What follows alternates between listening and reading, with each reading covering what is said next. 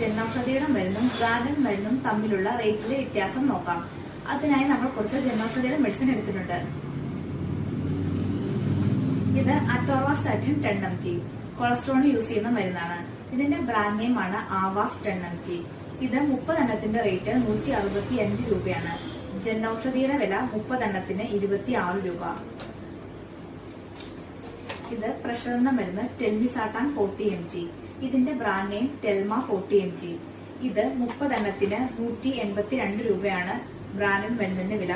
ജനൌഷധിയുടെ 30 എണ്ണത്തിന് 36 രൂപ. ഷുഗറിന്റെ മരുന്നായ മെറ്റ്ഫോർമിൻ 500 mg. ഇതിന്റെ ബ്രാൻഡ് നെയിം ആണ് ഗ്ലൈക്കോമെറ്റ് 500 mg.